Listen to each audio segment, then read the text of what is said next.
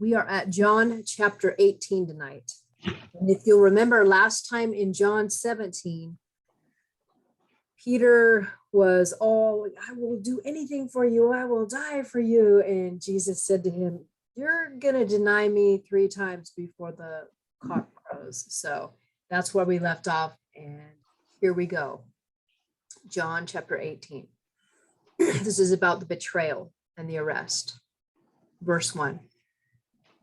When Jesus had spoken these words, he went out with his disciples over the brook Kidron, where there was a garden, which he and his disciples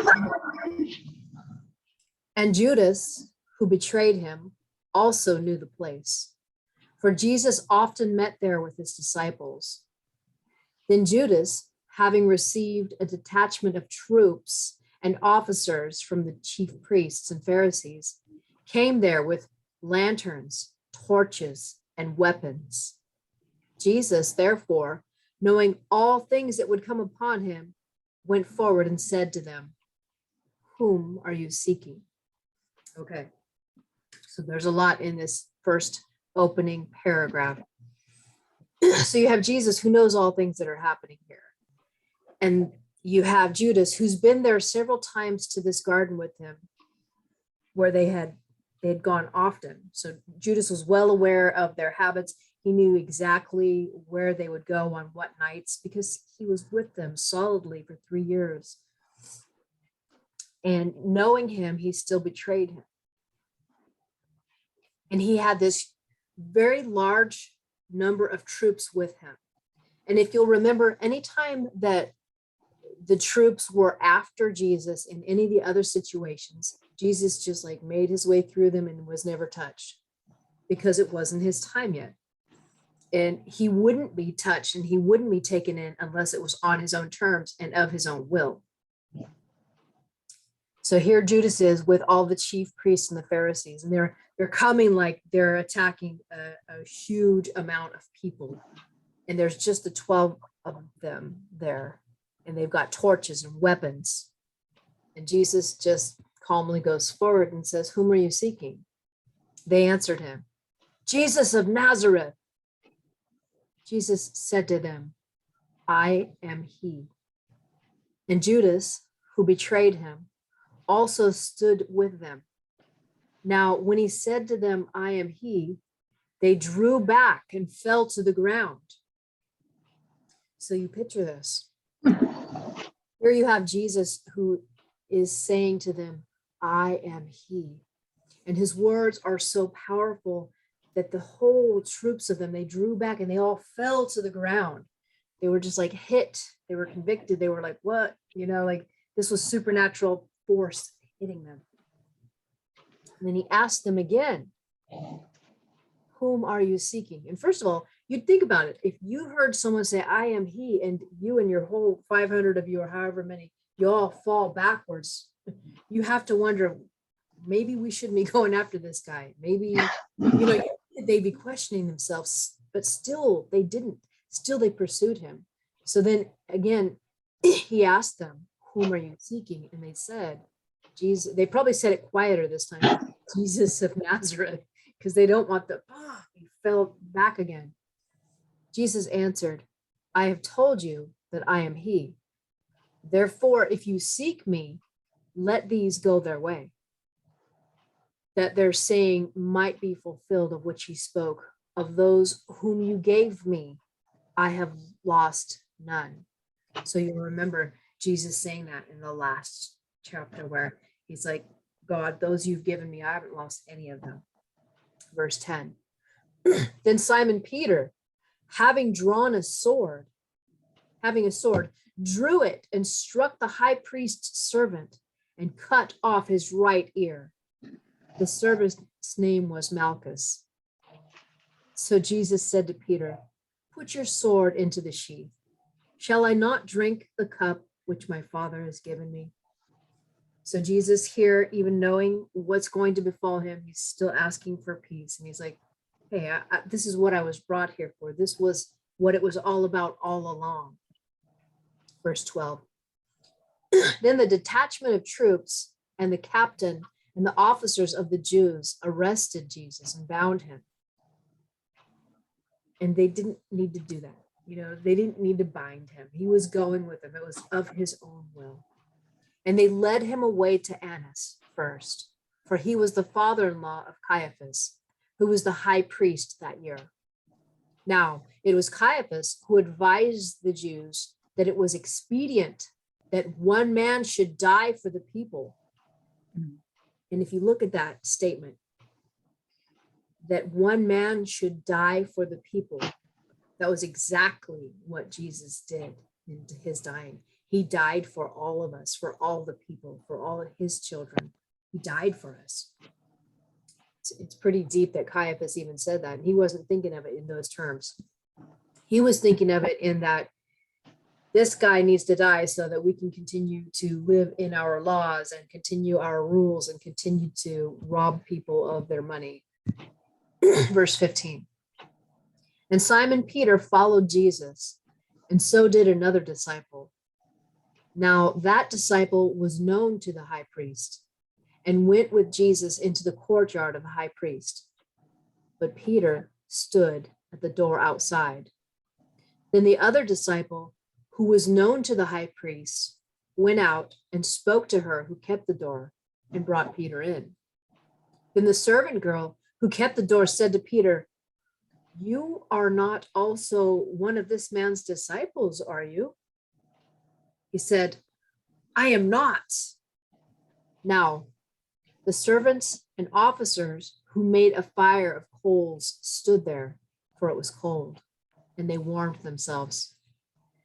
And Peter stood with them and warmed himself. So first you see Peter denying Jesus the first time. And now you see him sitting with the enemies, the ones that are after him. And he's warming himself like he's almost in their fold, like almost friendly with them, warming his hands at the same fire as his enemies. Verse 19. The high priest then asked Jesus about his disciples and his doctrine. Jesus answered him, "I spoke openly to the world. I always taught in synagogues and in the temple where the Jews always meet.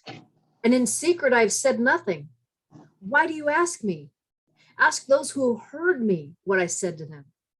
Indeed, they know what I said." And when he said these things, one of the officers who stood by struck Jesus with the palm of his hand, saying, "Do you answer the high priest like that?" Jesus answered him. Notice he's still calm here. Notice he's still the same Jesus he always was. He's not being moved to anger. He says, "If I have spoken evil, bear witness of the evil. But if well, why do you strike me?" So he's trying to get, like, why are you doing this? Why do you strike me? I've done nothing wrong. Verse 24. Then Annas sent him bound to Caiaphas, the high priest. Now Simon Peter stood and warmed himself. Therefore they said to him, "You are not also one of his disciples, are you?" He denied it and said, "I am not." Verse 26. One of the servants of the high priest, a relative of whom Peter cut his ear off, said, "Did I not see you in the garden with him?" Peter then denied again, and immediately a rooster crowed. In other gospels speak to this grievous that he felt, but John didn't touch on that. He was keeping to the story of Jesus here. Verse 28. Then they led Jesus from Caiaphas to the praetorium, and it was early morning.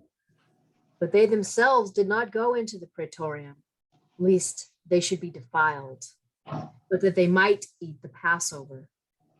Pilate then went out with them and said, "What accusation do you bring against this man?" They answered and said to him, "If he were not an evildoer, we would not have delivered him up to you." Then Pilate said to them, "You take him and judge him according to your law." Therefore the Jews said to him, "It is not lawful for us to put anyone to death," that the saying of Jesus might be fulfilled which he spoke, signifying by what death he would die. Then Pilate entered the praetorium again, called Jesus, and said to him, "Are you the king of the Jews?" Jesus answered him, "Are you speaking for yourself about this, or did others tell you this concerning me?" Pilate answered, "Am I a Jew? Your own nation and the chief priests have delivered you to me. What have you done?" Jesus answered, "My kingdom is not of this world. If my kingdom were of this world, my servants would fight so that I should not be delivered to the Jews. But now my kingdom is not here." Pilate therefore said to him, "Are you a king then?" Jesus answered, "You say rightly that I am a king. For this cause I was born, and for this cause I have come into the world, that I should bear witness to the truth. Everyone who is of the truth hears my voice." Pilate said to him, "What is truth?" And when he had said this, he went out again to the Jews and said to them, "I find no fault in him at all." And I'm going to stop right there because I always kind of feel bad for Pilate here. Mhm. He was doing everything in his power. He did not want to convict Jesus. He knew he was an innocent man. And even his wife knew that he was special. And his wife was like, "Don't do anything against this Yeah. man." So the fact that he was trying everything, come on, guys, there's nothing, he hasn't done anything wrong. And Pilate probably even sensed the deity in Jesus. He was probably touched by that. And he was probably like, I believe maybe even at the end of it all converted. Verse 39, he continues, and he's still trying to get him free. And he says, "But you have a custom that I should release someone to you at the Passover." So he's trying to put someone else in there in Jesus' place. "Do you therefore want me to release to you the King of the Jews?" And they all cried again, saying, "Not this man, but Barabbas." Now, Barabbas was a robber, and he was much more than that. He was a murderer. He was an instigator. He was a very, very bad man. And they were so wicked and they were so hardened that they would rather have Pilate release basically like a serial killer than an innocent man, than the Messiah. They were after him. There was nothing that was going to stop them. Nothing could convince them. So that's where we leave off in this chapter. So there's a lot to it, and it's kind of a gut punch kind of chapter because you're seeing all this unfold, and you see Peter denying Jesus 3 times, and you're seeing Judas bring people into, all this stuff coming against Jesus, but it was all foretold. It all had to be. So what say you? Who would like to share? I know that Pastor has some things to share. Well, I remember Bill reading that part of that scripture to us the other day in church. You remember that, Bill? No, I don't. You don't remember reading that scripture No, on Jesus is King Sunday, week before last? I didn't even hear what Oh, script. I said you read part of that scripture to us in that account of Jesus before Pilate. It was the scripture that you read in the scripture reading a couple of Sundays ago. Yeah, You remember that? Yeah, right. Yeah, it was Jesus is King. I think I got that right. Was it? Yeah. Or was it just last weekend? It was just Sunday. That last Sunday, yeah. That was part of our study, and we talked about how Jesus is King, but he's not King of this world. This is a fallen world, and all kinds of terrible stuff going on here. And Jesus is the King of those of us who are already joined his kingdom before our end, and he is our King, isn't he? We call him that, King of Kings and Lord of Lords. And at the end, Revelation says at the end that every knee shall bow and every tongue confess that Jesus Christ is Lord. And so he is a king, but he's not the king. And you talked about how he, at the beginning, you said when Jesus wanted it, when it wasn't his time, he would just kind of miraculously walk right out of the crowd that was trying to, when he preached in his hometown, they wanted to throw him off a cliff, and he just evaporated. He just walked right through them. With undetected, and so here we see him today. He's allowing himself to be sacrificed and to play out all those things that Isaiah had said 740 years, all the things that Isaiah predicted that he would be and who he would be, and the odds of somebody being able to read Isaiah and then fake that in Jesus' day or even today is impossible. Quadrillion to one, which is, you took silver dollars, painted one of them red, and covered the entire state of Texas, which is one of the largest states, and you 2 feet deep, and then you could tell a helicopter pilot to drop you anywhere. The chances of somebody being able to do that are like being able to reach down at 2 feet into the coins and pull out that red silver dollar. And so the odds are phenomenal. Jesus is king. He's just not king. He's not king of this fallen world. And he calls to us, and he tells us he is the way, the truth, and the life. There's no way to the Father but through me, he said. And so he is our king, but he is not the king of the world, of the lost world, the fallen world. And that's what Pilate, if Pilate, anything short of that, Pilate wasn't concerned about it. And he, like Avery, like you said, Pilate's wife, Scripture tells us that she was kind of listening to Jesus and kind of leaning towards what he was saying. And so he was in a bad place there between his wife and the people, and he washed his hands of it. But sadly, the religious leaders of the day, I know you guys have to listen to me rant on those guys every week, but they were terrible. They were horrible people. And they were, and then the other thing with Peter, of course, Peter denied him 3 times because he was afraid for his life. And yet he goes on to be the cornerstone, goes on to be Petra, the little rock that God builds his entire kingdom on. He kept telling Peter after this happened, he came to him and he said, we're going to get to that, aren't we, Avery, in coming weeks? But he's going to ask Peter, he's going to say, do you love me, Peter? Peter's going to say yes. And Jesus is going to say what? Feed my sheep. Feed my sheep. Yeah. And so and he asked him 3 times and gives Peter the same answer. Peter was so downtrodden after this. And in fact, Jesus, on Easter morning, Jesus said, go get my disciples, and Peter too. Because Peter, not because Jesus has counted Peter out, but because Peter had counted Peter out. Sometimes we get away from the old tree. And it's amazing how the depth of God's forgiveness toward us. But he knows our hearts.